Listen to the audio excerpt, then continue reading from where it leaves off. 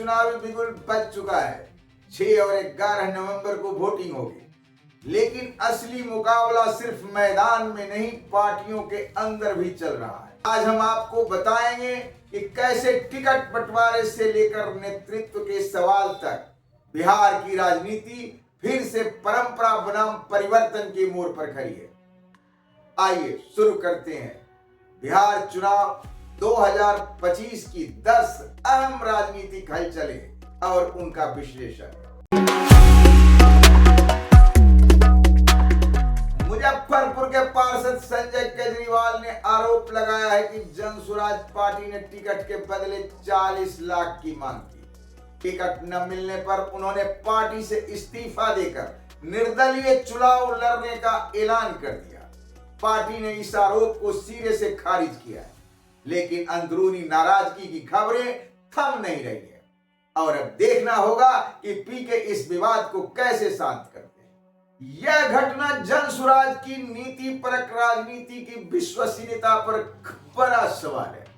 प्रशांत किशोर ने जो जन आधारित आंदोलन का दावा किया था, अब उस पर राजनीतिक व्यवसायीकरण का आरोप लगना उनकी छवि के लिए गंभीर झटका है। बिहार की जनता पहले से भ्रष्टाचार और खरीद फरोख्त की राजनीति से त्रस्त है।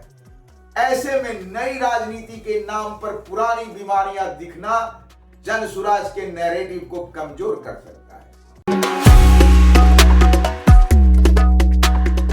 पटना स्थित जनसुराज कार्यालय में पहली उम्मीदवार सूची जारी होते ही बवाल मच गया। कर्जकर्ताओं ने टिकट वितरण में पक्षपात का आरोप लगाते हुए हंगामा किया और कई ने कहा कि मेहनत करने वालों को नजरअंदाज कर दिया गया।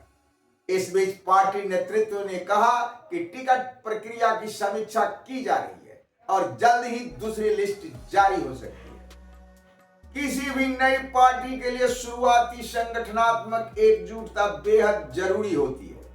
जनसुराज का यह असंतोष बताता है कि जमीनी स्तर पर समन्वय की कमी है।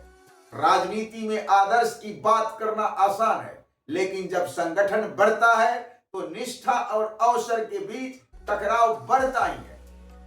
पीके के लिए चुनौती होगी विचार के बजाय व्यक्तियों पर टिके असंतोष को नियंत्रित करना।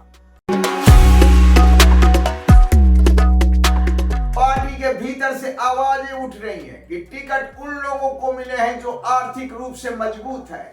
पुराने कार्यकर्ताओं का कहना है कि जनसुराज पैसे वालों की पार्टी बनती जा रही है।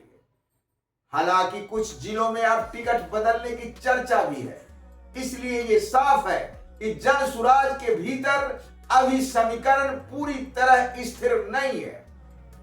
यह आरोप नई नहीं है, लेकिन जब वही बात उस नेता पर लगे जो राजनीति को जनसेवा के नए प्रतिमान के रूप में पेश करता है, तब उसका असर कई गुना बढ़ जाता है।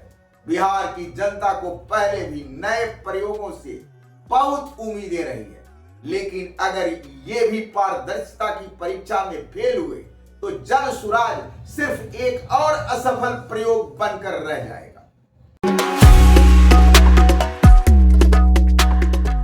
पहली सूची में प्रशांत किशोर का नाम नहीं था, जबकि उम्मीद थी कि वे खुद किसी सीट से उतरेंगे। उन्होंने कहा कि ये जनता का निर्णय के बाद ही मैदान में आएंगे। पीके ने यह भी संकेत दिया कि वे खुद मैदान में उतरने से पीछे नहीं हटे हैं, बस सही समय का इंतजार कर रहे हैं। यह कदम दो तरह से देखा जा सकता है।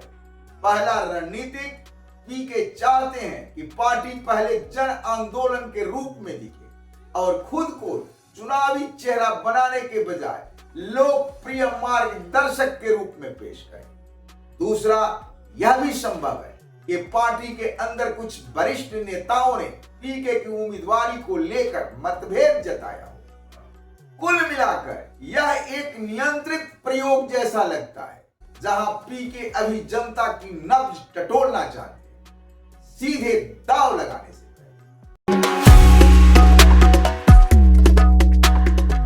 महागठबंधन में अब लगभग तय है कि तेजस्वी यादव ही मुख्यमंत्री पद के चेहरे होंगे। कांग्रेस ने भी इस प्रस्ताव पर सहमति जताई है। हालांकि औपचारिक घोषणा अभी बाकी है, लेकिन अंदरूनी सूत्रों का कहना है कि यह फैसला लगभग तय माना जा रहा है। यह कदम विपक्ष के लिए एक चेहरा एक संदेश की रणनीति को मजबूत करता है। तेजस्वी अब बिहार की राजनीति में युवा बनाम व्यवस्था के प्रतीक बन गए, लेकिन उनके सामने चुनौती दोहरी है। एक तरफ गठबंधन प्रबंधन, दूसरी तरफ भ्रष्टाचार और परिवारवाद की छवि को तोड़ना।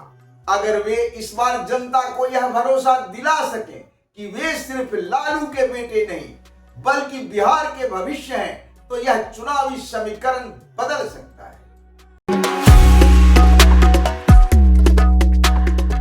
चिराग पासवान 30 सीटों की मांग पर अड़े हैं, जबकि बीजेपी उन्हें 25 सीटें देने पर जोर दे रही है। पशुपति पारस का आरएलजेपी गुट भी अलग तैयारी में है। दोनों दलों के बीच बातचीत जारी है और माना जा रहा है कि अगले 48 घंटों में इसका फार्मूला सामने आ सकता है। एनडीए के लिए यह पारिवारिक कलह सिरदर्द बन चुका है। चिराग पासवान भले जूनियर हो, लेकिन बिहार के दलित और युवा वोटरों में उनकी पकड़ मजबूत है। अगर यह टकराव बढ़ा तो 2020 जैसी भीतरघात की स्थिति दोहराई जा सकती है। भाजपा की रणनीति साफ है, पासवान परिवार को बांटकर प्रभाव घटाना, लेकिन यह चाल उल्टी भी पड़ सकती है। वीआईपी प्रमुख मुकेश सहनी को इस बार हर बड़ा गठबंधन अपने पाले में लेना चाहता है। निषाद समाज करीब 8 से 10% वोट बैंक रखता है, जो कई सीटों पर निर्णायक भूमिका निभा सकता है। सहनी अभी किसी गठबंधन से औपचारिक रूप से नहीं जुड़े हैं, इसलिए उनका अगला कदम राजनीतिक हलकों में सबसे चर्चित सवाल बना हुआ है। बिहार की राजनीति में अब माइक्रोकास्ट अलाइनमेंट निर्णायक बनता जा रहा है। मुकेश सहनी का प्रभाव भले सीमित क्षेत्रों में हो, लेकिन वे उन 20-25 सीटों पर असर डाल सकते हैं जहां अंतर 2 से 3% वोट से तय होता है। इसलिए हर गठबंधन उन्हें अपने पाले में रखना चाहता है। पशुपति पारस ने ऐलान किया है कि आरएलजेपी उन सीटों पर भी उम्मीदवार उतारेगी जहां चिराग की एलजेपी रामविलास मैदान में होगी। दोनों गुट एक दूसरे के खिलाफ प्रत्याशी उतारने की तैयारी में है, जिससे एनडीए के समीकरण और उलझ सकते हैं। यह अब महज पारिवारिक लड़ाई नहीं बल्कि पासवान वोट बैंक की जंग है। दलित राजनीति में यह विभाजन एनडीए के लिए नुकसानदेह साबित हो सकता है। बिहार के 38 जिलों में पासवान समुदाय निर्णायक है और ये वोट 2 हिस्सों में बंट गए तो कई सीटें आरजेडी और कांग्रेस के खाते में जा सकती है। कांग्रेस ने एनडीए सरकार के खिलाफ 20 साल विनाशकाल नामक रिपोर्ट जारी की है, जिसमें बेरोजगारी, शिक्षा, स्वास्थ्य और उद्योगों के पतन को मुद्दा बनाया गया है। पार्टी अब इस चार्जशीट को लेकर हर जिले में जनसभाएं करने की तैयारी है, ताकि विनाशकाल का नैरेटिव जनता तक पहुंचे। कांग्रेस इस रिपोर्ट से विचार की राजनीति की तरफ लौटने की कोशिश कर रही है, लेकिन असली चुनौती यह है कि बिहार में उसका संगठन अब बेहद कमजोर है। चार्जशीट तभी असरदार होगी जब वो सिर्फ कागज पर नहीं बल्कि जनता के संवाद का हिस्सा बने। तेजस्वी के साथ मिलकर कांग्रेस अगर नीति आधारित विपक्ष की चेहरा बन सका तो एनडीए की एक तरफा लड़ाई मुश्किल हो सकती है।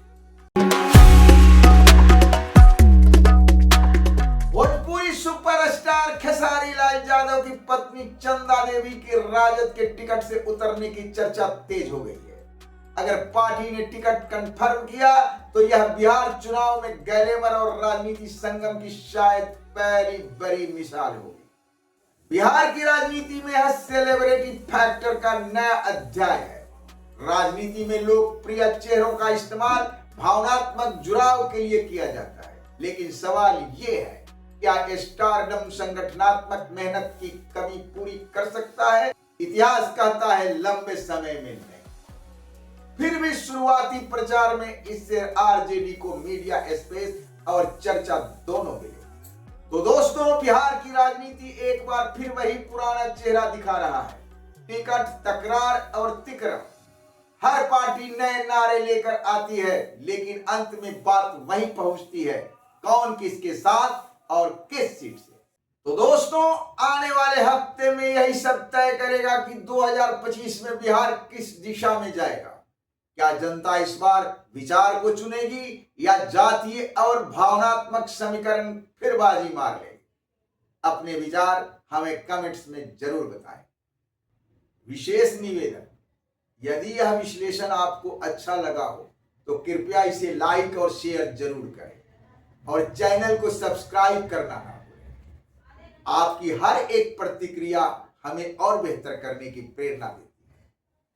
मिलते हैं जल्द ही किसी नए सियासी मुद्दे पर एक नए और गहन विश्लेषण के साथ। धन्यवाद, प्रणाम।